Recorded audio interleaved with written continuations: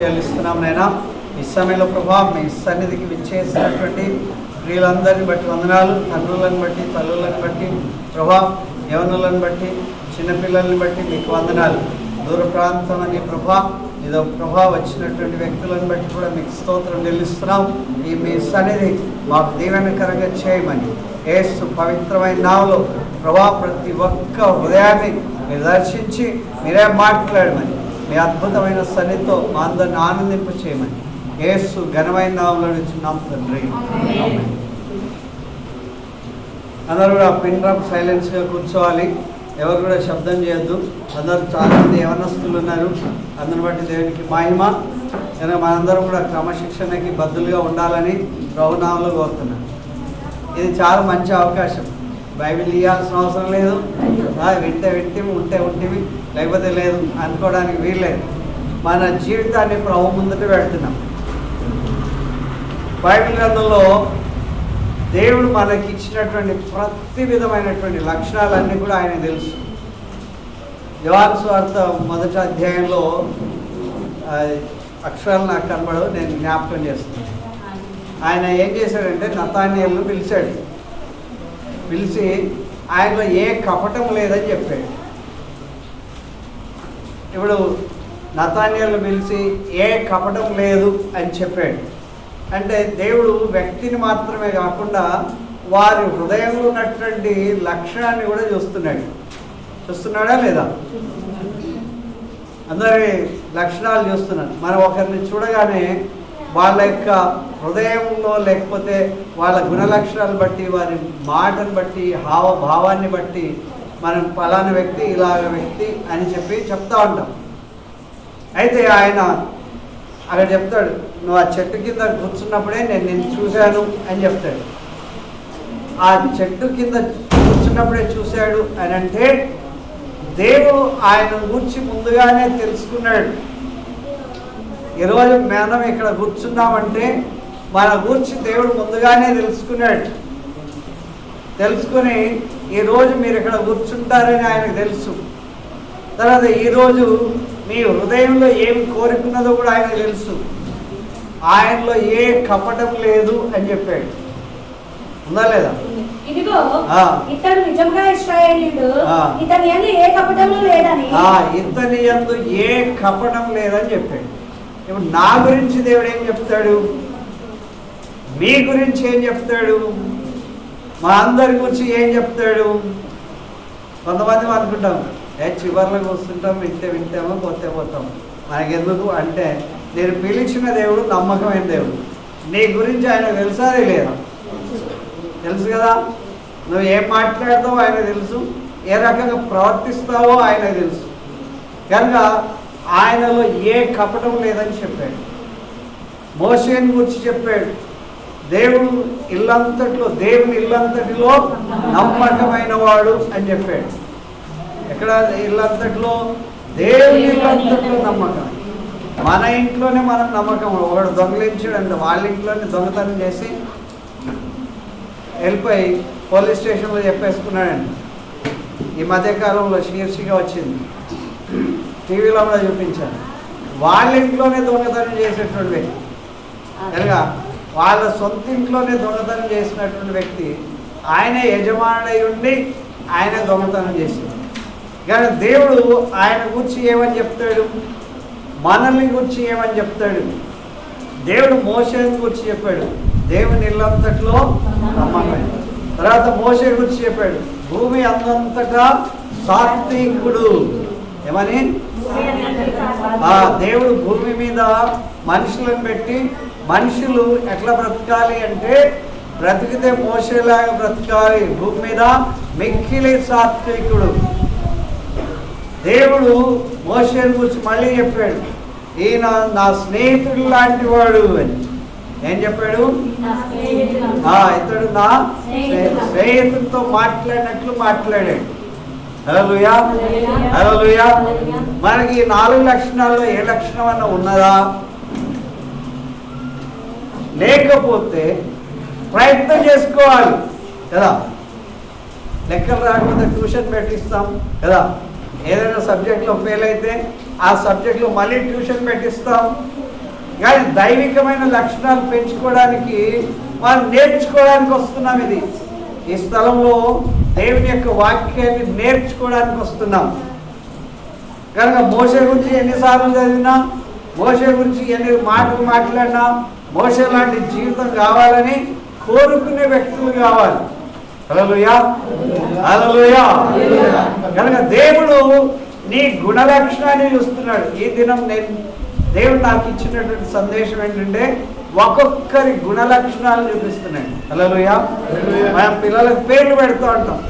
ఆమె చాలా బాగా నవ్వుతుంది అనుకోండి, చిన్నప్పుడు ఆ స్మైలీ అని పెడతాం కదా ఆ స్మైలీ. తర్వాత బీపీ అవుతుంది, బీపీ గర్ల్ అని పెడతారు. ఎవరైనా పెట్టరు. కాకపోతే మంచిగా నవ్వుతున్నాను, మంచిగా సుహాసిని అని పెడతారు. మంచి తెలుగు తెలిసిన వాళ్ళు ఏం పెడతారు? సుహాసిని అని పెడతారు కదా. సుహాసిని అంటే మంచిగా హాస్యం బాగా నవ్వుతున్నటువంటి వ్యక్తి. సుభాషిణి అని పెడతారు, మంచి మాటకారి కదా. కనుక రకరకాల పేర్లు మనం పెడుతున్నప్పుడు వారి యొక్క హావభావాలను చూసి పెడుతున్నాం.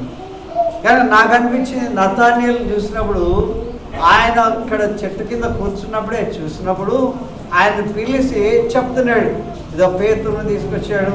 ఇలా తీసుకొచ్చినప్పుడు ఇదో ఈయనలో ఏ కపటం లేదు. అంటే దేవుడి దగ్గరికి వచ్చిన వాళ్ళకి ఏముండదు అన్నమాట. వినబడలేదు సరే. ఎవరికి ఉండద్దు? ఇశ్రాయేలు అంట. ఈయన నిజంగా ఇశ్రాయేలు. ఇశ్రాయేలు అంటే యేసు క్రీస్తు ప్రభు యొక్క వంశం. కనుక యేసు ప్రభు వంశంలో ఉన్నవాడికి, యేసు ప్రభుని ఆశ్రయించిన వాడికి ఏముండద్దు. ముందు కొంతమంది స్వరాలే వినబడుతున్నాయి. ఇప్పుడు నాలో ఏముండొద్దు, నీలో ఏముండొద్దు, మనలో ఏముండొద్దు. ఓకే, ఇట్లా అనిపిస్తే మంచిది కదా. మనలో ఏముండొద్దు, కపటం ఉండకూడదు. కపటం ఉండొద్దని ఎవరు చెప్పారు? యేసు ప్రభు డిక్లేర్ చేశాడు. ఆయనకి ఎవరు రికమెండ్ చేయలే, అయ్యా ఈయనలో ఏం కపటం లేదు, ఈయన మంచివాడు, ఈయన అందరినీ సమకూర్చేవాడు అని చెప్పలేదు. యేసు ప్రభువే చెప్పాడు. ఏదో నువ్వు ఆ చెట్టు కింద ఉన్నప్పుడే, కపటం లేదని ఎలా చెప్తున్నాడు అంటే ఆ చెట్టు కింద ఉన్నప్పుడే చూశాడు. మీరు మీ ఇంట్లో ఉన్నప్పుడే చూశాడు. మీరు మీ పనులు చేస్తున్నప్పుడే చూస్తున్నాడు. కనుక ఆయనలో ఏ కపటం లేదు. హల్లెలూయా. కనుక దేవుడు యోబుతో మాట్లాడతాడు. యోబుని గురించి ఎంత మంచిగా చెప్తాడు. యోబు గ్రంథం 1వ అధ్యాయంలో చదువు. దేశమంతటిని చూస్తున్నాడు. దేశమంతటిని చూసి ఆ దేశమంతట్లో యోబు అనే ఒక మనుషుడు ఉన్నాడు. ఆయన ఏంటంట?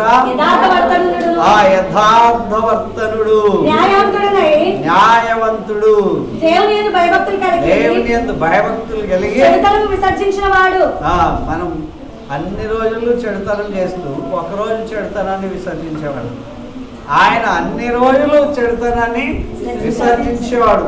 దేవుని యందు భయము భక్తి గలవాడు, యథార్థవంతుడు, న్యాయవంతుడు కదా. యథార్థవంతుడు, న్యాయవంతుడు, దేవుని యందు భయము భక్తి గలవాడు. మన గుణ లక్షణాలు ఏంటి? How we are. మన యొక్క జీవితంలో దేవుడు కనుక చెప్తే ఏమని చెప్తాడు? దావీదు గురించి గొప్పగా చెప్తాం, పాటలు పాడుతూ ఉంటాం, అన్ని దావీదు వాళ్ళ నాట్యం అని. ఆ సందర్భం ఏంటో తెలియదు, ఆ యొక్క వ్యక్తిగతంగా దేవుడు ఎందుకు నాట్యం ఆడాడో తెలియదు. కనుక దావీదు వాళ్ళ నాట్యం ఆడాడు. ఈయనలో నిజమైన సంతోషం ఉండదు, దేవుడి కొరకు చేయాలి అనేటువంటి దీక్ష ఉండదు. ఆయన ఏం చేశాడు అంటే మందసం తీసుకొచ్చాడు. ఏం తెచ్చాడు? దేవుని మందసము. ఒబేదేదోము ఇంట్లో 3 నెలలు ఉన్నందుకు ఒబేదేదోము బాగా పెరిగిపోయినాడంట. బాగా రిచ్ అయిపోయాడు, బాగా జ్ఞానవంతుడైపోయాడు, అన్ని రంగాల్లో దీవించబడ్డాడు. కనుక అన్యుడైనటువంటి ఒబేదేదోము ఇంట్లో ఎన్ని రోజులు పెట్టాడు మందసము? 3 నెలలు పెట్టాడు. 3 నెలలు పెడితే దేవుని యొక్క ఉగ్రత వచ్చింది కనుక ఎద్దు యొక్క కాళ్ళు జారిపోవడం వలన అక్కడ ఎవరు చచ్చిపోయారు? ఉజ్జా అనేట అతను చనిపోయాడు. కనుక ఈ చచ్చిపోయేటువంటి ఎంత గొప్ప ప్రభావం ఉన్నటువంటి మందసము మా దగ్గరికి తీసుకొస్తే మాలో ఎవడైనా బ్రతుకుతాడా అనుకొని ఎవరింట్లో పెట్టాడంట? అన్యుడైనటువంటి వాడు ఉంటే ఉంటాడు, పోతే పోతాడు. ఓకే, వాడు ఉంటే ఉంటాడు, పోతే పోతాడు అనుకొని వాళ్ళ ఇంట్లో పెట్టేశాడు. ఆయనకు మతిపోయింది. 3 నెలల్లో బాగా పెరిగిపోయాడు. ఉపేదేదం ఎన్ని నెలల్లో? 3 నెలల్లో బాగా పెరిగిపోయాడు. కనుక మళ్ళీ ఏం జ్ఞాపకం వచ్చింది? మందసం మళ్ళీ మా దగ్గరికి తీసుకురావాలి. మన మందసం ఏంటి? దేవుని యొక్క వాక్యం. దేవుని వాక్యం మన దగ్గర ఉండాలి. కనుక దేవుని వాక్యం ఎవరైతే చదువుతారో వాళ్ళు అన్ని రంగాల్లో దీవించబడతారు. హల్లెలూయా. దేవుని వాక్యం ప్రకారం జీవిస్తే వాళ్ళు అన్ని రంగాల్లో దీవించబడతారు. కనుక కుడికి కానీ ఎడమకి కానీ తొలగకుండా అని యెహోషువతో చెప్పాడు. కనుక ఈ వాక్యాన్ని వినాలి, తినాలి, బోధించాలి, తప్పిపోకుండా ఉండేటట్లు చూసుకోవాలి. అలాగైతే అద్భుతంగా సూర్యచంద్ర నక్షత్రాలను కూడా ఆజ్ఞాపించేంత శక్తి ఇచ్చాడు. హల్లెలూయా. మనం ఎందుకు వర్ధిల్లట్లేదు అని మనల్ని మనం ప్రశ్నించుకుంటే వాళ్ళలో ఈ గుణ లక్షణాలు ఉన్నాయి. వాళ్ళలో దేవుడు ఇంత గొప్ప దీవెన పెట్టాడు. వాళ్ళలో ఏ కష్టం వచ్చినా సరే వారు దీవించబడ్డారు 2 అంతలుగా. కనుక యోబు 2 అంతలుగా దీవించబడ్డానికి కారణం ఏంటి అంటే ఆయన యథార్థవంతుడు, తర్వాత న్యాయవంతుడు. ఓకే, కనుక ఆ యోబు అనే పేరు దగ్గర నా పేరు పెట్టుకుంటే, యోబు అనే పేరు దగ్గర మీ పేరు పెట్టుకుంటే కష్టం వచ్చేస్తుంది. ఏమొస్తుంది? యోబుకి కష్టం వచ్చిందా లేదా? నాకు ఆ సంఘటన విన్నప్పుడు అనిపిస్తుంది అసలు సైతానికి ఆలోచన లేదు యోబు మీద. సైతానికి అసలు యోబు మీద ఆలోచననే లేదు. కానీ దేవుడే చెప్పాడు, నా సేవకుడైన యోబు ఒక ఆయన ఉన్నాడు తెలుసా అన్నాడు కదా. ఆలోచన లేని వాడికి ఆలోచన పుట్టించాడు. కనుక ఆయన అన్నాడు, నీ చెయ్యి ఆయన మీద పెట్టారు కదా, అందుకే ఆయన నిన్నంటే చాలా ఇష్టపడుతున్నాడు. నీ చెయ్యి ఒక్కసారి మీ చెయ్యి ఆయన తీసేస్తే అప్పుడు చూపిస్తాను ఆయన తడాక అన్నాడు కదా. ఒక్కసారి మీ అండ తీసేస్తే, మీ చెయ్యి తీసేస్తే, మీ భద్రత తీసేస్తే అలా చెప్పాడు. కానీ దేవుడు ఏమన్నాడు? ఆయన పూర్తిగా నమ్మాడు. యోబును దేవుడు పూర్తిగా నమ్మాడు. పూర్తిగా నమ్మాడు కనుక కష్టం మెల్లిమెల్లిగా ఒక్కొక్క రోజు రాలేదు, ఒకేసారి వచ్చింది. ఒక్క మేక పిల్ల చచ్చిపోతే ఎంత బాధ, ఒక చిన్న కోడి పిల్ల చచ్చిపోతే ఎంత బాధ కదా, ఒక చిన్న బండి పోతే ఎంత బాధ కదా. అలాంటిది వేల గొర్రెలు, వేల మేకలు, వేల అన్నీ వేలే అన్నీ చచ్చిపోయి పిల్లలందరూ కూడా ఒక్కరోజు అన్నం తింటుంటే చచ్చిపోయారు. వాళ్ళ అన్నగారింట్లో అన్నం తింటుంటే చచ్చిపోయారు. అలాంటి బాధ ఎవరికి చెప్పుకోలేనటువంటి బాధ. ఓదార్చే భార్యకి ఎంతో బాధ. కనుక ఆమె ఏమున్నదంటే దేవుడు ఒక్కసారి తిట్టి నువ్వు దూషించి నువ్వు బ్రతకడానికి వీల్లేదు, నువ్వు బ్రతకడానికే వీల్లేదని ఏ భార్య అన్న భర్తను అంటదా? ఏ భార్య కూడా అననటువంటి మాట నువ్వు దూషించి చనిపోవాలి. కానీ అన్నీ పోయిన తర్వాత భర్త కూడా నాకు అక్కర్లేదు అన్నదాన్ని అలా మోటివేట్ చేసాడు అప్పవాది. హల్లెలూయా, హల్లెలూయా. కనుక మన స్థితిలో మనం క్రిస్టియన్స్ దేవుని వాక్యం చదువుతున్నాం, ప్రార్థన చేస్తున్నాం, పాటలు పాడుతున్నాం, సాక్ష్యం చెప్తున్నాం, సువార్త చెప్పడానికి బయలుదేరుతున్నాం. అయితే ఏ ఒక్క వ్యక్తి యొక్క జీవితమైనా మన జీవితంలో డిటర్మినేషన్ చేసుకోవడానికి ప్రయత్నం చేయాలి, స్థిరపరచుకోవడానికి ప్రయత్నం చేయాలి. కనుక దావీదులాగా నాట్యం ఆడాలి అంటే మందసం చేయించాలి. మందసం ముందట ఎవరు ఏమనుకున్నా సరే అని చెప్పి ఆ రకంగా దేవుని ఆరాధిస్తూ వచ్చారు. ఆ రీతిగా ఆరాధించాలి. అలాంటి పరిస్థితులు ఉన్నాయి. కరెంటు పోయినందుకు పాట రావట్లే ఎవరికి కదా, లేకపోతే మైక్ ఉంటే వరుసగా వస్తాయి. కానీ దేవుని వాక్యం చెప్తుంది, దేవుని యొక్క దీవెన మన మీద ఉండాలి. హల్లెలూయా, హల్లెలూయా. కనుక మోషే గుణ లక్షణం చూసాం, తర్వాత ఎవరి గుణ లక్షణం చూసాం, యెహోషువ లక్షణం చూసాం, తర్వాత యోబు లక్షణాలు చూసాం, తర్వాత నతానీయుల యొక్క గుణ లక్షణం చూసాం. కానీ దేవుని వాక్యం చెప్తున్నటువంటి మాట ఏంటంటే, దేవుని యొక్క ప్రియులైనటువంటి వారి పట్ల ఆయన కృప చూపిస్తున్నాడు. హల్లెలూయా, హల్లెలూయా. యోసేపు గుణ లక్షణం కూడా చూస్తాం. యోసేపు కదా ఎరగని దేశం వెళ్ళిపోయాడు. ఎలా వెళ్ళాడు? ఆయన ఇష్టపడి వెళ్ళాడా? ఇష్టపడి వెళ్ళాడా? ఎవరు పంపించారు? అన్న వాళ్ళే, ఇంట్లో వాళ్ళే కదా, ఇంట్లో వాళ్ళే పంపించారు. మంచిగా సర్ది మూట గట్టి పంపించారా? కొత్త బట్టలు వేసి పంపించారా? ఏం చేశారు వాళ్ళు? ఆయన విచిత్రమైనటువంటి నిలవటానికి వాళ్ళ నాన్న కొనిస్తే ఆ అంగి వేసుకున్నందుకు కోపగించుకొని, మా మీద నువ్వు ఇలాగ ఉంటావా అని చెప్పి దేవుడు ఆయనకి ఇచ్చినటువంటి దర్శనాలన్నీ కూడా దాచిపెట్టుకోకుండా వాళ్ళకి చెప్పినందువల్ల నిన్ను దేవుడు ఎట్లా దీవిస్తాడో చూస్తాం. హల్లెలూయా. ఎవరి పగ అది? అన్నలే, ఇంట్లో వాళ్ళే. ఒకే డేక్షలో వండుకొని తిన్నటువంటి వ్యక్తులే కదా. మనందరం ఈరోజు ఒక డేక్షలోనే వండుకున్నాం. ఈరోజు అందరం ఒక డేక్షలోనే తింటాం. కనుక మనలో ఏమొస్తుంది? యాంటీ కదా. ఏమొస్తుంది? యాంటీ ఉండడానికి ప్రయత్నం చేస్తూ ఉంటాం. కనుక ఆయనే గొప్ప, ఈయన గొప్ప, ఈమె గొప్ప, ఎవరు గొప్ప అనుకొని దేవుని కొరకు నిజంగా బ్రతికే వాళ్ళను చాలా చిత్రహింస పెట్టడానికి క్రూరులుగా ప్రవర్తించారు వాళ్ళు. హల్లెలూయా.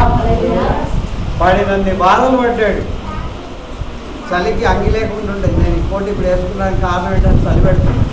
కనుక దేవుని వాక్యం చెప్తున్నటువంటి మాట ఏంటంటే, దేవుడు ఎందు భయభక్తులు కలిగి ఉంటే దేవుడు వారి యొక్క కాండక్టే కాకుండా క్యారెక్టర్ కూడా చూస్తాడు. హల్లెలూయా. మనం కాండక్ట్ సర్టిఫికేట్ తీసుకుంటాం స్కూల్లో. క్యారెక్టర్ సర్టిఫికేట్ ఎవరు ఇవ్వాలి? దేవుడే ఇవ్వాలి. కనుక దేవుడు యోగును బాగా నమ్మాడు. యోగును నమ్మాడు. ఎన్ని కష్టాలు కావాలో అన్ని కష్టాలు తెచ్చిపెట్టాడు సైతాన్ని కదా. ఎన్ని కావాలంటే అన్ని తెచ్చిపెట్టాడు. చివరికి విజయం ఎవరికి ఇచ్చాడు? యోగుకే ఇచ్చాడు. హల్లెలూయా, హల్లెలూయా. పోలీసు ఉద్యోగం రావాలంటే ఊరికే రాదు. ఆర్మీలో ఉద్యోగం రావాలంటే ఊరికే రాదు. అన్ని రంగాల్లో టన్నల్ నుండి వెళ్ళాలి, తాడు పట్టుకొని పైకి ఎక్కాలి, దూకాలి, రెస్లింగ్ చేయాలి, ఫైరింగ్ చేయాలి, అన్నీ చేయాలి. అప్పుడే ఒక సోల్జర్గా వస్తారు. హల్లెలూయా.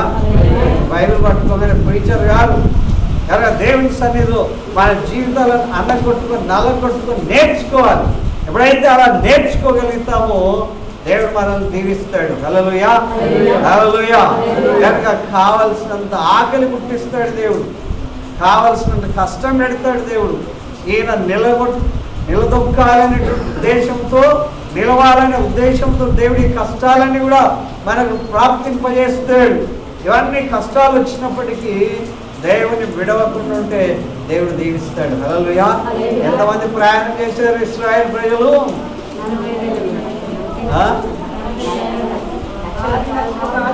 ఎవరు? 6 లక్షల మంది స్టార్ట్ అయ్యారు. ఎంతమంది మిగిలారు? ఎంతమంది? నాకు వండర్ అనిపించింది. 6 లక్షల కాలం వాళ్ళందరికీ మన్నా పెట్టాడు దేవుడు. వాళ్ళందరి బట్టలు పాతగిలలే, చెప్పులు ఎరిగిపోలే, తెగిపోలే, తల చెదిరిపోలే, అంత మంచిగా తిండి పెట్టి పోషిస్తున్నా సరే వాళ్ళలో సనగడం అనేది వచ్చేసింది. ఏమొచ్చింది? సనగడం వచ్చింది. మనలో కూడా సనగడాలు ఉన్నాయి కదా. కొంచెం కారం తక్కువ అయితే సనగడమే, ఉప్పు ఎక్కువ అయితే సనగడమే కదా. ఎన్ని సనగడాలు రోజు. లేటుగా పోతే సనగడం, లేటుగా వస్తే సనగడం కదా. నిద్ర పట్టకపోతే సనగడం. కనుక ఎన్ని రకాలు. పని ఉంటే సనగడం, పని లేకపోతే కూడా సనగడం. వాళ్ళు సనికి సంహారకుని చేత సంహరింపబడ్డారంట. యెహోషువ కాలేబులు ఇద్దరే. హల్లెలూయా, హల్లెలూయా. దేవుని గ్రంథంలో చాలా ఆశ్చర్యకరమైనటువంటి క్రియలు మనం చూస్తాం. అందులో నేనుంటే, అందులో మీరుంటే, అందులో మనం ఉంటే ఏం నెపాలు చెప్తామో దేవుడి మీద కదా. పొద్దున్నే లేవమంటాడు, ఆ కొండ ఎక్కమంటాడు అని మోసే ఎన్నిసార్లు కావాలి సనిగితే కదా. దేవుని యొక్క సన్నిధిలో మనం దేవుని కృపలో దేవుడు మనకు కృప చూపిస్తున్నాడు. అయ్యా నువ్వు పాపాలని దోషాలని కనబెట్టి చూస్తే ఎవడు నిలవడు అన్నాడు కనుక. ఎర్రగని దేశానికి వెళ్ళిపోయాడు యోసేపు. అన్నలందరూ కలిసి అమ్మేశారు, తర్వాత గోతిలో పడేశారు. ఆ గోతి అనుభవం చాలా విచిత్రంగా ఉంటుంది. అలాంటి పరిస్థితుల్లో నుండి మళ్ళీ ఇష్మాయిల్కి అమ్మేశారు. అమ్మేస్తే వారు వేరే దేశం పోయి వాళ్ళు ఇతరులకు అమ్మేశారు. ఆ పోతీఫర్ ఇంట్లో ఆయన దాసుడుగా, స్లేవ్గా ఏం పని చెప్తే అప్పుడు ఉండాలి. వాళ్ళంతా సింహాసనం మీద కూర్చుంటే ఈయన నేలను కూర్చోవాలి, నేలంతా ఊడవాలి, తుడవాలి, అన్నీ చేయాలి. కనుక దేవుడు ఆ పోతీఫర్ యొక్క హృదయం ఆ యొక్క యోసేపు మీద పెట్టాడు. హల్లెలూయా. యోసేపు మీద దృష్టి పెట్టాడు. ఆయన ఏ పని చేసినా నమ్మకంగా ఉన్నాడు. హల్లెలూయా, హల్లెలూయా. ఏ పని చేసినా నమ్మకంగా ఉన్నాడు. పిట్ ప్యాలెస్ అంటారు ఒక మాటలు. ఆ గోతి నుండి రాజరిక హోదాలోనికి తీసుకెళ్ళాడని పిట్ ప్యాలెస్. కనుక అలాంటి గోతి అనుభవం నుంచి చెప్పాలంటే ఎంత చెప్పాలి, ఆయన చాలా చెప్పాలి. కానీ దేవుడు ఆయన గురించి చెప్తున్నాడు, మీరందరూ నన్ను అట్లా చేసినందుకే ఈరోజు నేను ఈ పొజిషన్కి వచ్చాను. హల్లెలూయా. మీరందరూ అట్లా చేసినందుకే ఈ పొజిషన్కి వచ్చా అన్నాడు. అంత తగ్గింపు, కపటం లేని వ్యక్తి, కోపం లేని వ్యక్తి, రోషం లేనటువంటి వ్యక్తి, అలాంటి వ్యక్తిగా యోసేపుని చేశాడు. ఆ ఇన్నర్ సర్కిల్లో పోతీఫర్ ఇంట్లో ఆయన భార్య ఏం చేసింది, యోసేపు చాలా సుందరుడై ఉండడం చూసింది. చాలా సుందరుడై ఉండడం చూసి ఆయన మీద ఆమె ప్రేమను పెంచుకున్నది. కనుక ఆయనతో ఒక్కసారి ఉంటే చాలనుకున్నది. లేనందువలన ఆయన మీద ఎవరైనా ఆడవాళ్ళు ఏమన్నా చెప్పని అందరూ నమ్మేస్తారు. మగవాళ్ళు నమ్మేస్తారు, ఆడవాళ్ళు నమ్మేస్తారు, తర్వాత పోలీసు వాళ్ళు నమ్మేస్తారు. ఎవరిది తప్పు అంటారు? ఎవరిదైనా సరే బస్సులో అనుకోకుండా మగవాడికి చేయి తగిలింది అనుకో, ఒకవేళ ఆమె గయ్యాలి అయితే నా చేయి పట్టుకున్నావు, నాకు చేయి తగిలించావు, అక్కడ తగిలింది, ఇక్కడ తగిలింది అని చెప్తే బస్సులో ఉన్న అందరూ ఆయన మెచ్చుకుంటారా? మెచ్చుకుంటారా? గట్టిగా అరిసింది అనుకో, ఈక పెట్టి గట్టిగా అరిస్తే, ఒకవేళ ఆమెనే ఈయన కాలు తొక్కి అరిసిందా అనుకో, ఎవరిని అంటారు? అంటే మీకు చాలా ఏముందన్నట్టు, మీకు పక్షంలో లోకమంతా మీ పక్షమే ఉన్నట్టు కదా. కనుక వీళ్ళు స్త్రీలు ఏం చెప్పినా అందరూ వింటారు. ఆ కాలంలో కూడా అట్లా ఈయన ఏం చెప్పినా వినని పరిస్థితి. ఆమె చెప్పింది విన్నందువలన చెయ్యని తప్పుకు యోసేపుకి ఏమొచ్చింది? ఒక నింద వచ్చింది, జైలు అనుభవం వచ్చింది. చెయ్యని తప్పుకు నింద అనుభవించినటువంటి వ్యక్తి యోసేపు, చెయ్యని తప్పుకు జైలు అనుభవించిన వ్యక్తి యోసేపు. హల్లెలూయా, హల్లెలూయా. కనుక దేవుని వాక్యం చెప్తున్నటువంటి మాట మనం చూస్తున్నాం.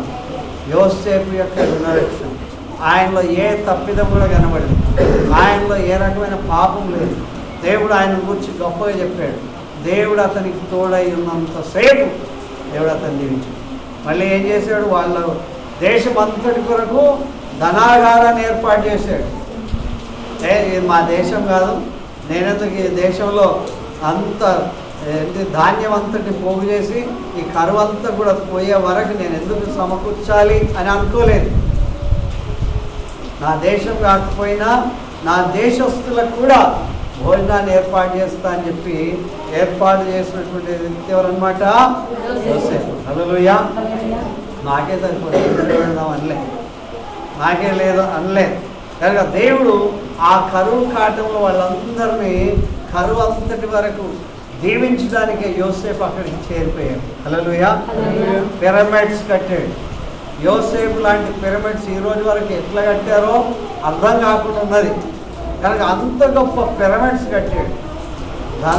ధాన్యాగారం అంతా అందులో ఉండి చేయడానికి కొరకు దేవుడు యోసేపుని ఎన్నిక చేసుకున్నాడు. యోసేపులో ఏ పాపం లేదు. హల్లెలూయా. హల్లెలూయా. మనకైతే ఆమె చూడకపోయినా 4 సార్లు చూడాలనిపిస్తుంది. ఆమె చూడలేదనుకోండి, వెడికే చూడాలనిపిస్తుంది 4 సార్లు. ఎందుకంటే ఆమె చూసేదాకా రోడ్డు మీద పీటేస్తూ ఉంటారు, బండ్లు తీసుకుపోయి పెడతా ఉంటారు. ఆయన కొరకు ఆమె గొప్ప ధనవంతురాలై ఉండి కూడా ఆయన ఆశించిన ఆయన నిరాకరించాడు. హల్లెలూయా. యోసేపు గుణ లక్షణాల్లో ఈ గుణం మనలో ఉండాలి. ఉంటుందా? ఏం సౌండ్ రావట్లేదు. మీరంతా యథార్థవంతులు అనమాట. కనుక దేవుని వాక్యం చెప్తుంది, పాపం చేయడానికి చాలామంది అరువులు చేస్తున్నారు. పాపమే చేయమని దగ్గరికి వచ్చిన ఆయన బట్ట విడిచి పరిగెత్తిపోయాడు. హల్లెలూయా. పై వస్త్రం విడిచి పరిగెత్తిపోయాడు. కానీ దేవుడు క్యారెక్టర్ చూస్తున్నాడు. హల్లెలూయా. క్యారెక్టర్ దేవుడు యవన బిడ్డలందరి కొరకు కూడా జ్ఞాపకం చేస్తున్నాడు. దేవుడు కృప చూపిస్తున్నాడు. మన యొక్క కూర్చోవడం లేవడమే కాక మనం ఏం ఆలోచిస్తామో అది కూడా ఆయనకు తెలుసు. నువ్వు ఇలాగ అనుకున్నావు అని కూడా చెప్పాడు. దేవుని యొక్క వాక్యం చెప్తున్నటువంటి మాట, మన యొక్క ప్రతి అడుగు ఆయన చూస్తున్నాడు. హల్లెలూయా. హల్లెలూయా. కనుక దేవుడు సమూహంలో భక్తిపరులైనటువంటి పిల్లలను దీవించాడు. దానియేలు గ్రంథంలో మనం చూసాం కదా. వాళ్ళు అనుకున్నారు, మాకు ఈ ఆహారం వద్దు అనుకున్నారు. కనుక ఇప్పటి కాలంలో సుబ్బయ్య హోటల్ కావాలి, మండి కావాలి, తర్వాత ఇంకేంటి ఏవేవో హోటల్స్ ఉన్నాయి కదా. ఆ హోటల్స్ అన్నీ ఒక హోటల్ ఉంటుంది. అందులో ఏంటంటే మనం పైసలు కట్టేస్తే మొత్తం ఏం కావాలో అవన్నీ. ఏం హోటల్స్ ఇది?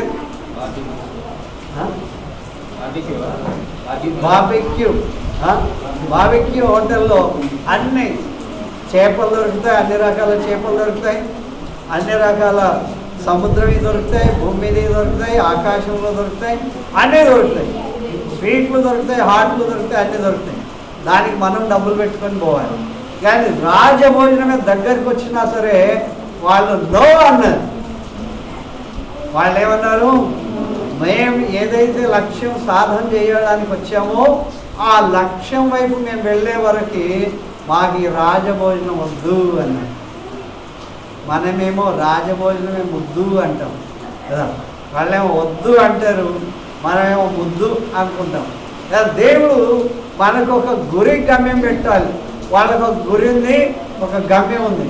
10 రోజులు మమ్మల్ని పరీక్ష చేసిన తర్వాత ఇతరుల కన్నా మాలో జ్ఞానం తక్కువైనా, బలం తక్కువైనా, మా ముఖంలో ప్రకాశవంతం లేకపోయినా మీరు చెప్పినటువంటి భోజనం మేము తింటామని చెప్పేది. హల్లెలూయా. హల్లెలూయా. రాత్రి లేటుగా వస్తే ఏడిపోయినాం అంటే వాడేదో పార్టీకి వేస్తాడు కదా. అమ్మ అనుకుంటుంది ఏమి తినలేదు నా కొడుకు అనుకుంటుంది. వాడు బిర్రగా మెక్కి వస్తాడు కదా. హాయిగా 12 గంటల దాకా పడుకుంటాడు. ఏమైంది అంటే ఏదో ఫ్రెండ్స్తో పోయొచ్చు. అలాంటి లక్ష్యం కాదు, ఒక అద్భుతమైన లక్ష్యం సాధన చేయాలి. అలాంటి వ్యక్తుల కొరకు దానియేలు గ్రంథం 6వ అధ్యాయం అంతట్లో దేవుడు వాళ్ళ గురించి దానియేలు వచ్చినటువంటి మాటలు జ్ఞాపకం చేస్తాడు. అతి శ్రేష్టమైన బుద్ధి గలవాడు. బుద్ధి, అందరికీ బుద్ధి ఉంది. ఏం బుద్ధి ఉన్నదో, ఎవరికి ఏ బుద్ధి ఉందో మీకే తెలుసు కదా. కానీ దానియేలు గురించి దేవుడు చెప్పాడు. ఎలాంటి బుద్ధి అంట? అతి శ్రేష్టమైన బుద్ధి. దేవుడి కొరకు జీవించాలి అంటే, దేవుడు మనల్ని ఆశీర్వదించాలంటే మన బుద్ధులన్నీ కూడా మారిపోవాలి. ఎలాంటి బుద్ధి కావాలంట? అందరికీ శ్రేష్టమైన బుద్ధి ఉండొచ్చేమో కానీ ఈయనకు అతి శ్రేష్టమైన బుద్ధి గలవాడు. అతి శ్రేష్టమైన బుద్ధి గలవాడు 6వ అధ్యాయం మీరు ఇంటికి పోయి చదువుకుంటే 120 మంది ఆ యొక్క మినిస్టర్స్ లేకపోతే మంత్రులందరి మీద ముగ్గురు ప్రధానులు, ముగ్గురులో దానియేలే చాలా ప్రాముఖ్యత గలవాడు. హల్లెలూయా. ఒకడు పెరిగిపోతుంటే చూడలేరు కదా జనం. కనుక ఈ 120 మంది వారి వారి నియోజకవర్గ ప్రజలందరినీ కూడా ప్రేరేపించారు, ప్రోత్సహించారు, వాళ్ళని ఉత్సాహపరిచారు. దానియేలుని ఎట్లయినా చేసి క్రిందికి దింపేసేయాలి. ఏంటి వాళ్ళ మాట? మా పొలాలు సంపాదించుకోవాలి, ఆస్తి సంపాదించుకోవాలి, పేరు సంపాదించుకోవాలని లేదు. ఈ ఎదిగిపోయిన దానియేలు మన దేశస్థుడు కాదు కనుక ఆయన వచ్చినటువంటి వ్యక్తి కనుక ఈ దేశంలో ఈయన గొప్ప అందరం ఎందుకు? కనుక ఈయనని ఎలాగైనా మనం దింపేసేయాలి. కనుక ఈ 120 మంది వారి ఆస్థానంలో ఉన్న వాళ్ళందరూ కలిసి రాష్ట్రం అంతా కూడా దేశం అంతటి కూడా ఒక గవర్నమెంట్ ఆర్డర్ తెచ్చారు, జీవో. ఏమని తెచ్చారు? ఏ మనుషుడు ఏ దేవుణ్ణి పూజింపకూడదు. ఎందువలన అంటే ప్రతిరోజు దానియేలు తమ దేవుణ్ణి కిటికీలు తెరిచి ఆకాశం వైపు చేతులెత్తి ఆయన్ని ఆరాధించాడు. ఎన్నిసార్లు? 3 సార్లు ఆరాధించాడు. 3 సార్లు ఆరాధించాడు. కనుక ఈ లెక్కలన్నింటిలో కూడా ఆయన పర్ఫెక్ట్. లెక్కలు రావని కాదు ఆయన, అన్ని శాస్త్రాల ప్రావీణ్యుడు ఆయన. తర్వాత కళలు దర్శనాలలో కూడా ప్రావీణ్యుడు ఆయన, అన్నిట్లో ప్రావీణ్యుడు. కనుక ఈయనను ఏ విషయంలో కూడా మనం తప్పు పట్టలేము. కనుక ఒక్క దేవుని విషయంలో మాత్రమే తప్పు పట్టలేము. కనుక దేవుని విషయంలో తప్పు పట్టాలంటే దేవుడి కన్నా గొప్పగా ఎవరిని చేయాలి? రాజుని చేసేయాలి. రాజు దగ్గర భజన చేయాలి కదా. రాజా నువ్వు అది, రాజా నువ్వు ఇది, నువ్వు ఈరుడివి, శూరుడివి, నువ్వు అది ఇది అని చెప్పి ఆయన బాగా ఉబ్బించాలి. అలా ఉబ్బించిన తర్వాత రాజుతో చెప్పారు ఏమని? రాజా ఒక శాసనం చేయాలండి, మీరే మాకు దేవుడు, మీలాంటి వాడు ఎవరు లేరు, ఇక ఉండరు కూడా. ఇంత గొప్ప పరిపాలన చేస్తుంటే మిమ్మల్ని విడిచి మేము వేరే దేవుళ్ళకి ఎందుకు ప్రార్థన చేయాలి? కనుక మీకు ఎవరైతే 30 రోజులు ప్రార్థన చేయకుండా ఉంటారో వాళ్ళే నిజమైనటువంటి దేశభక్తులు, లేకపోతే రాజుకు సరైనటువంటి వ్యక్తులు అనుకుని ఆయన చాలా గొప్పగా కీర్తించారు, చాలా గొప్పగా ప్రేమించినట్టు నటించారు, చాలా గొప్పగా ఆయనను పతాక శీర్షికలు పెట్టారు. అయితే దేవుడు చూస్తున్నాడు. హల్లెలూయా. దానియేలు ప్రముఖుడు కనుక ఆయనే ముందు వరుసలో ఉండాలి, అందరికి వర్క్ చూపించాలి. ఈ టైంకి రాజు రావాలి, ఈ టైంకి ఇది చేయాలి, మొత్తం ప్రోగ్రామ్ అంతా కూడా ఆయన లీడ్ చేయాల్సిన పరిస్థితిలో ఆయనకు తెలియకుండానే జీవో ఆర్డర్ చేపించారు. ఇప్పుడు మొదలైంది కార్యం. మొదలైతే ఎవరు రావట్లేదు? ఎవరు రావట్లేదమ్మా? గడియపడాలి. దానియేలు రావట్లేదు. ఏడికి రావట్లేదు? రాజు యొక్క విగ్రహానికి నమస్కారం చేయడానికి రావట్లేదు. ఇప్పుడు ఎవరికి కోపం రావాలి? రాజుకు కూడా కోపం వచ్చినట్లు వాళ్ళు శాసనం చెప్పారు. పారసీకుల యొక్క, మాదీయుల యొక్క ఈ యొక్క చరిత్రలో రాజు ఎప్పుడు కూడా శాసనం మార్చలేదు, మీరు కూడా మార్చకూడదు. ఒక్కసారి శాసనం చేస్తే అది ఎప్పటికి కూడా rule is a rule for every one, కానీ అందరికి కూడా ఇదే రూల్ వర్తిస్తుంది అని చెప్పి ఆ రూల్ను శాసనం చేశారు. హల్లెలూయా. కనుక ఇప్పుడు రాజుతో ఆజ్ఞ తీసుకుంటున్నారు. ఏమని? అయ్యా ఇదో దానియేలు అయితే 3 సార్లు కిటికీలు తెరిచి ప్రార్థన చేస్తున్నాడు, మిమ్మల్ని అగౌరవపరిచాడు. మిమ్మల్ని అగౌరవపరిచేవాడిని మీరు ప్రముఖంగా ఎట్లా పెడతారు? ముద్ర వేసిన తర్వాత రాజుకి ఇది అగౌరవం తెస్తే ఎలా కోర్టు ధిక్కారం అంటారు కదా, ఆ కోర్టు ధిక్కారం కేసులాగా మిమ్మల్ని ధిక్కరించిన వాడు అయ్యాడు. కనుక తీసుకుపోయి ఎక్కడ వేయాలి? ఎంత మంచిగా పకడ్బందీగా ప్లాన్ వేసారు. సింహం బోన్లు వేసేయాలి.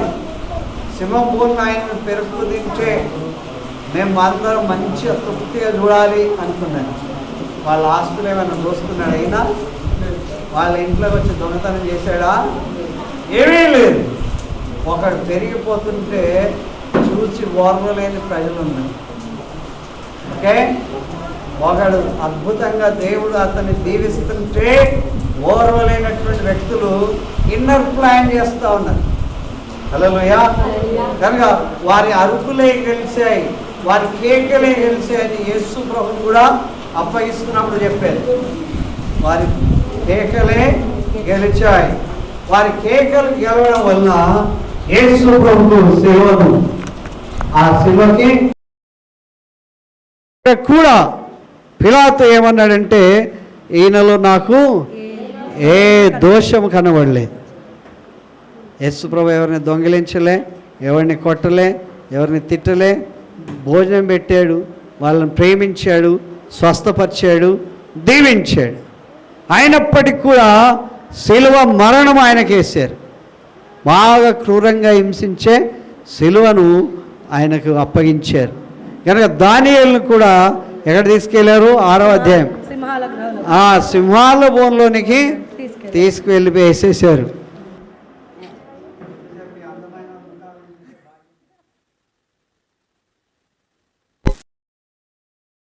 అందువల్ల ఏమైపోయింది?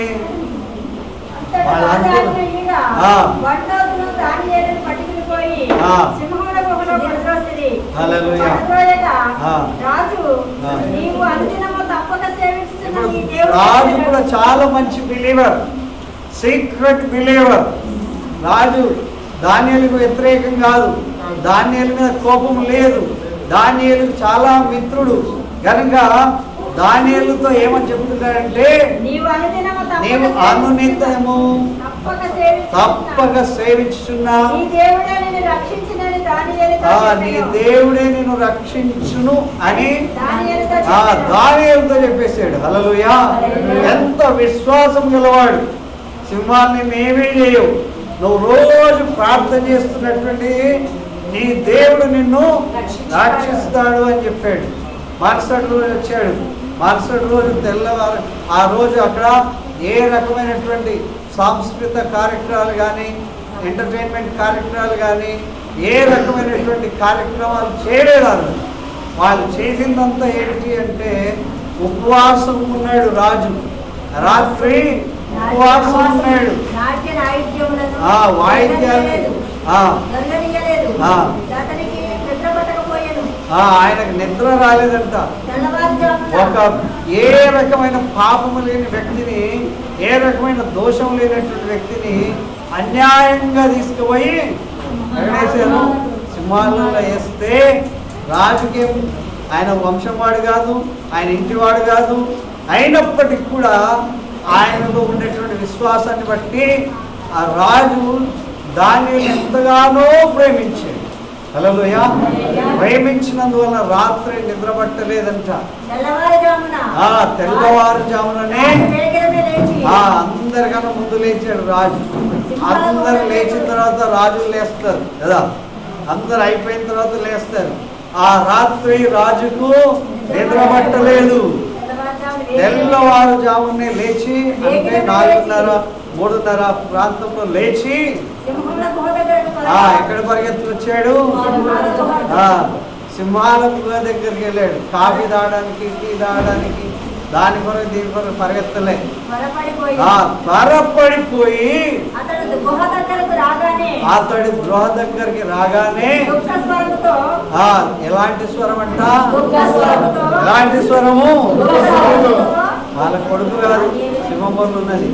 వాళ్ళ స్నేహితుడు కాదు, సింహంబోలు ఉన్నది. వాళ్ళ దేశస్థుడు కాదు, సింహంబోలు ఉన్నది. ఎవరు? దానియేలు. రాజుకి దుఃఖం వచ్చిందంట. శాసనం ఎవరు రాయించారు? ఎవరి చేత రాయించారు? సంతకం ఎవరి చేత చేయించారు? ముద్ర ఎవరి చేత వేయించారు? ఆ రాజే ప్రజలందరి ఒత్తిడికి తట్టుకోలేక ఆ గుహను సరే వెళ్ళమని చెప్పాడు. ఆ రాజే దేవుడికి ప్రార్థన చేశాడు. ఆ రాజే ఆ యొక్క దానియేలుతో చెప్పాడు, నువ్వు తప్పక నిత్యం సేవిస్తున్న దేవుడు నిన్ను రక్షిస్తాడు అని చెప్పాడు. రాత్రి నిద్రపట్టలేదు. సాంస్కృతిక కార్యక్రమాలు, తర్వాత విజయోత్సవమైన ర్యాలీలు ఏమీ చేయలేదు. అన్నీ కూడా ఆఫ్ చేసేసి ఏం చేస్తున్నాడు? గుహ దగ్గరికి ఎప్పుడు వచ్చాడు? ఇంకెవడు లేవక మునిపే వచ్చేసాడు. వేగిరమే లేచి త్వరగా వచ్చి ఆ గుహ దగ్గరికి రాగానే దుఃఖ స్వరముతో, ఇలాంటి స్వరము ఆయన ఉన్నాడో లేదో కదా, సింహాలు నేను తినేసాయో ఏమో, కనుక నా స్వరం వింటే దానియేలు కొంచెము ఊరట కలుగుతుంది, తర్వాత కొంచెం ఉత్సాహం కలుగుతుంది, కొంచెం ఉపశమనం కలుగుతుంది అని ఆ టర్నింగ్ తిరుగుతున్నట్లు అనిపిస్తుంది నాకు. అట్లా టర్నింగ్ తిరుగుతుంది, అరుస్తున్నాడు దానియేలు, జీవం గల దేవుని సేవకుడైన దానియేలు, నిత్యము నీవు సేవించుచున్న హల్లెలూయా, నిత్యము నీవు సేవించుచున్న నీ దేవుడు రక్షింపగలిగేనా అతన్ని అడిగాడు. హల్లెలూయా. ఒకవేళ లేకపోతే ఏం సౌండ్ రాదు, సింహం అరుపు తప్ప ఇంకోటి గుర్తుకు రాదు. ఆ సింహం అరుపు కూడా ఎట్లా ఉంటుంది, సింహం గర్జిస్తే భయపడిన వాడు ఎవడైనా ఉంటుంది కదా వాక్యంలో. ఒకవేళ రాజైనా సరే, సింహానికి రాజు అని తెలుసా, రాజును చూస్తున్నాడు కానీ నేను మౌనంగా ఉండాలనుకుంటుందా?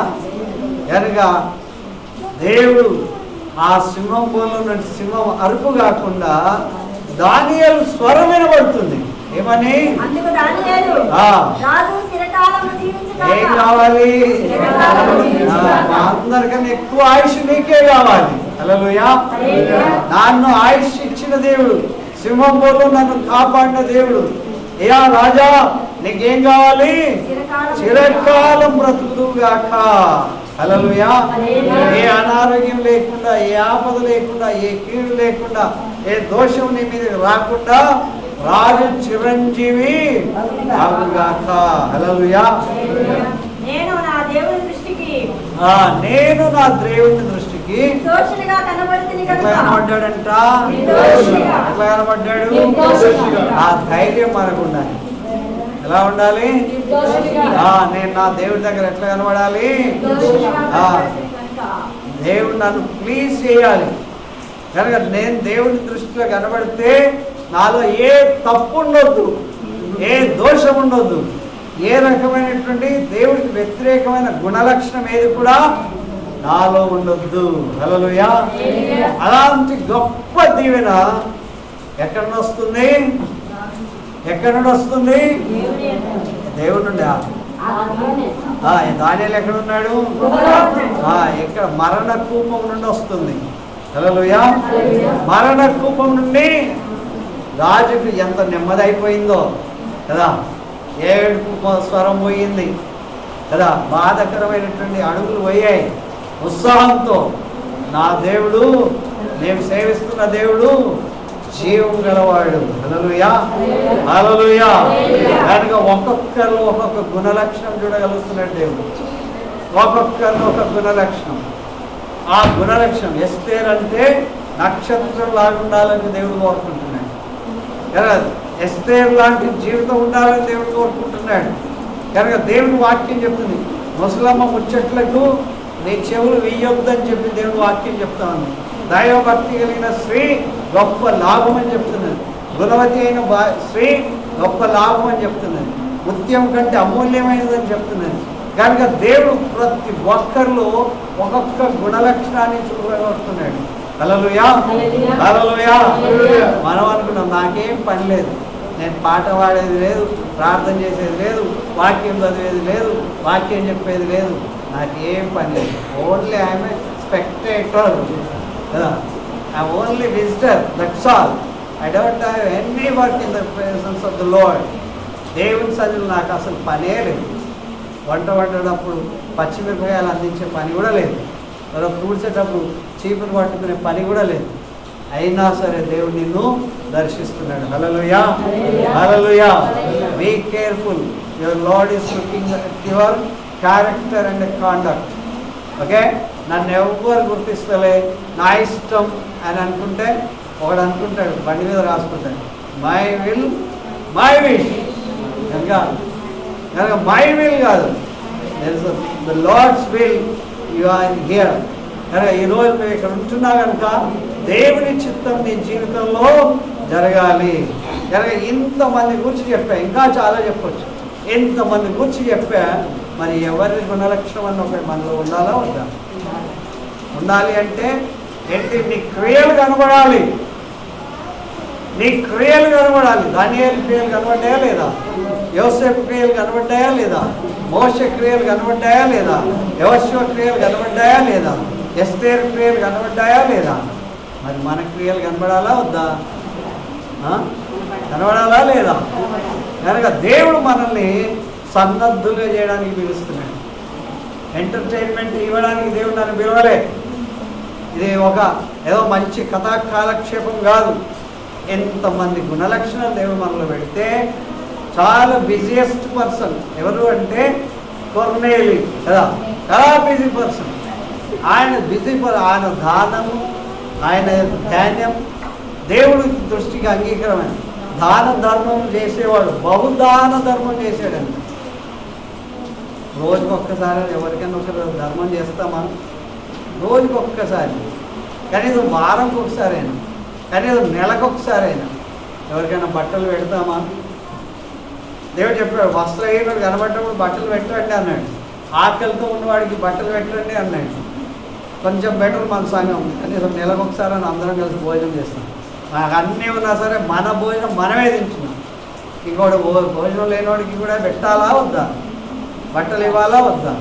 కనుక గుణలక్షణాలు, దయా దాక్షిణ్యపూర్ణుడు, కృపా సమృద్ధి గల దేవుడు. ఆయన మనల్ని ఎప్పుడు కూడా దీవించడానికే కోరుతున్నాడు. ఈయుడే మీకు ఎట్లా ఇస్తాడంటే దేవుడు, నువ్వు అణిచి ఇవ్వక్కర్లే, నువ్వు కుదిలించి ఇవ్వక్కర్లే. నువ్వు ఇస్తే అణిచి కుదిలించి దిగజానట్లు మనుషులు అందరూ చెప్తాడంట, నిన్ను కొలతను. హల్లెలూయా. మన రోజు పోయిన ఆదివారం నాకు కొంచెం కళ్ళల్లో నీళ్ళు వచ్చాయి. ఎందుకు తెలుసా? గో ఆఫరింగ్కి ఎవరైనా ఒకరోజు వేతనం ఇవ్వమని చెప్తే సుధా సిస్టరు ముందే వచ్చి చెప్పింది, నాకు నా వేతనం ఒకరోజు ఇస్తాను.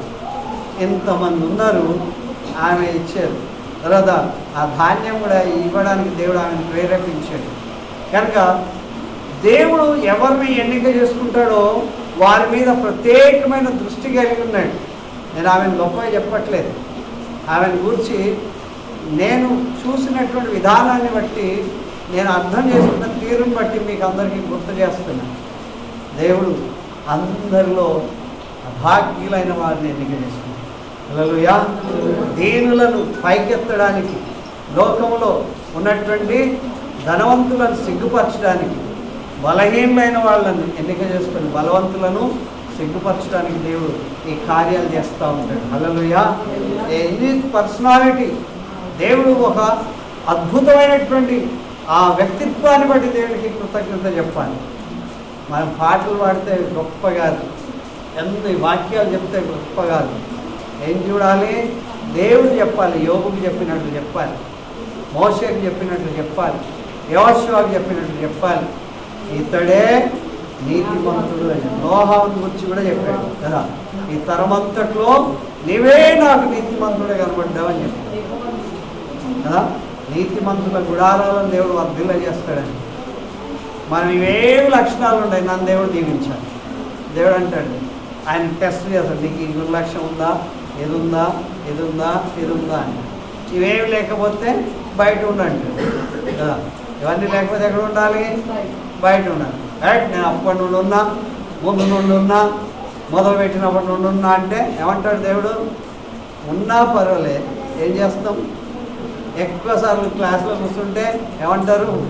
10th క్లాస్లో 10 సార్లు కూర్చుంటే నేను స్ట్రాంగ్ అయిన అంటారా? ఏం లేదంటారు, ఏం లేదంటారు. కనుక దేవుడు మనల్ని జ్ఞానవంతులుగా చేయడానికి పిలిచాడు. హల్లెలూయా. కనుక మనం అందరికన్నా మిన్నగా ఉండాలని దేవుని యొక్క ఉద్దేశం. హల్లెలూయా. నువ్వు పైవాడిగా ఉండేటట్లు దేవుడు చేయాలి అంటే దేవుని బలమైనటువంటి హస్తాలలో మనం వర్ధిల్లాలి. హల్లెలూయా.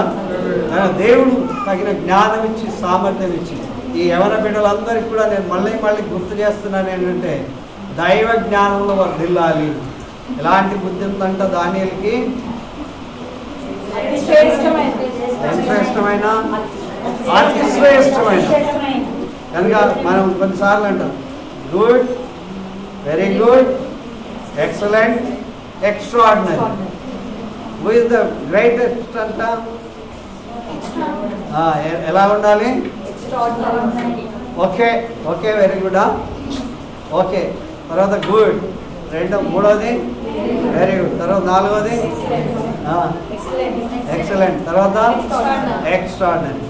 ఎవరైతే ఎక్స్ట్రాడినరీగా ఉండాలనుకుంటారో వాళ్ళు తమ కడుపు కట్టుకోవాలి. ఏం చేయాలి? ఉపవాసం ఉండాలి. మంచి సువాసనకు పోకూడదు కదా. ఏం చదవాలి? దేవుడి చదవాలి. ఏం నేర్చుకోవాలి? సకల శాస్త్ర ప్రావీణ్యత నేర్చుకోవాలి. హల్లెలూయా. యోసేపు లాగా ఎన్ని కష్టాలు వచ్చినా దేవుడి కొరకు నిలబడాలి. హల్లెలూయా. దేవుడు దీవించే వరకు ఓపిక పట్టాలి. ఓవర్ నైట్లో దేవుడు దీవించాడు. ఓవర్ నైట్లో దీవిస్తాడా? మోషే 40 రోజులు 40 పగళ్ళు రాత్రులు దేవుడి దగ్గర నేర్చుకున్నాడు. తర్వాత 40 సంవత్సరాలు నడిపించబడ్డాడు. తర్వాత 80 సంవత్సరాలకి దేవుడు పిలిచాడు. మళ్ళీ అప్పుడు అద్భుతం చేయించాడు. హల్లెలూయా. కనుక slow and steady means race. ఏమంటారు దాన్ని? గడియారపాలు. మీ అందరికి ఇంగ్లీషే బాగా వస్తుంది, తెలుగు కన్నా. కనుక దేవుడు మనందరినీ స్లో అండ్ స్టడీ అంటే నిలదొక్కుకోవాలి. స్టడీ అంటే ఏంటి? నిలదొక్కుకోవాలి. Wins the race. కనుక అలాంటి గొప్ప దీవెన మనకు ఉండాలి. కనుక మనం చాలాసార్లు ఆతృతపడి తొందరపడి జ్యేష్ఠత్వాన్ని పోగొట్టుకున్నట్లు చేసి వాళ్ళ దగ్గర వీళ్ళ దగ్గర అటు పరిగెత్తి దేవుడి దగ్గర కూర్చుంటే దేవుడు అద్భుతమైన విజయాలు ఇస్తాడు. హల్లెలూయా. హల్లెలూయా. కరెంటు పోయిందే మంచిదే. దేవుడి యొక్క సన్నిధి మనం అనుభవిస్తున్నాం. హల్లెలూయా. హల్లెలూయా. కనుక ఏ ఒక్కరి లక్షణం ఉన్నా దేవుడు నిన్ను ఆకాశ మండలం జ్యోతుల వలె వర్ధిల్ల చేస్తాడు. బుద్ధిమంతులైతే ఆకాశ మండలం జ్యోతుల వలె వర్ధిల్లుదురు. బుద్ధి లేని వాడు ఇల్లు కట్టిండంటే ఎక్కడ కట్టాడు?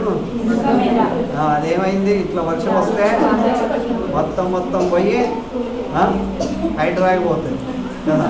మొత్తం పోయి హైడ్రా అన్న కనబడుతుంది కానీ అది కనబడదు కదా. ఏం లేనివాడు బుద్ధి గలవాడు మీద కట్టాడు. అది ఎంత తుఫాను వచ్చినా ఏమొచ్చినా దాని పాటు గొప్పది. హల్లెలూయా. హల్లెలూయా. మన జీవితాలు ప్రభువును కట్టబడితే ప్రభువు వలె మనల్ని దేవుడు గొప్పగా దీవిస్తాడు. హల్లెలూయా. ఏ ఒక్కరికైనా రక్షణ సువార్త అనేది పొందుకోవాలి.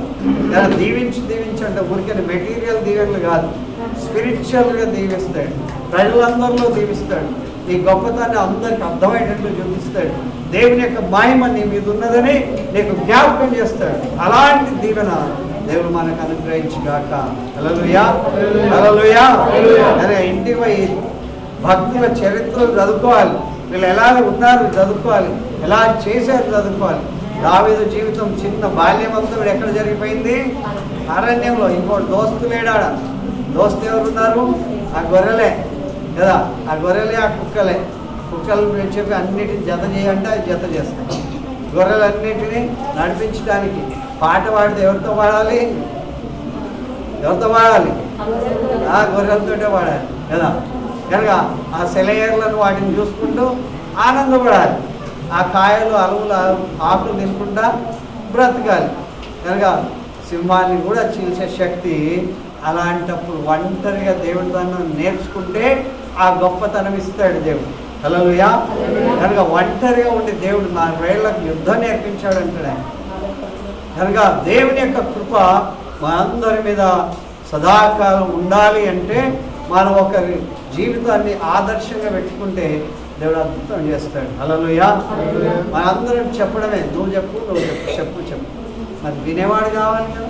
విని ఆ ప్రకారం జీవిస్తేనే అద్భుతమైన విజయాలు మనం చూస్తాం. హల్లెలూయా. ప్రార్థన చేసుకున్నాం. సర్వశక్తి గల దేవా, మీకు స్తోత్రం చెల్లిస్తున్నాం నాయన. ఉన్నతమైనటువంటి మీ లక్షణాలు విలువల్ని బట్టి మీకు మహిమ చెల్లిస్తున్నాం. సమృద్ధి గల మీ సన్నిధిని బట్టి వందనాలు. ఈ దినం ప్రభా మీ యొక్క అద్భుతమైనటువంటి తండ్రి ప్రజలలో మీరు అనుగ్రహించిన విలువైనటువంటి లక్షణాలు, గుణలక్షణాలు, వారి తీర్మానాలు, వారి పట్టుదల, వారి విశ్వాసం, వారి నమ్మకత్వం, వారి ప్రభా ఎంత కష్టం వచ్చినా మిమ్మల్ని సేవించే విధానాన్ని బట్టి మీకు కృతజ్ఞతలు. ఈ దినం ఈ రీతిగా మిమ్మల్ని స్తుతించే భాగ్యం, ఆరాధించే తరుణం మమ్మల్ని అనుగ్రహించినందుకు వందనాలు. మీ గొప్పతనం అంతటిని బట్టి మీకే మహిమ. మాలో విజయం వచ్చే వరకు ప్రభా మేము మీ సన్నిధిలో తండ్రి నిర్దోషులుగా నిష్కలంకులుగా కనబడడానికి మీ రక్తం ఇచ్చి మమ్మల్ని కొన్నందుకు కృతజ్ఞతలు. దీవించమని యేసు ఘనమైన నామములో ఇచ్చినాం తండ్రి.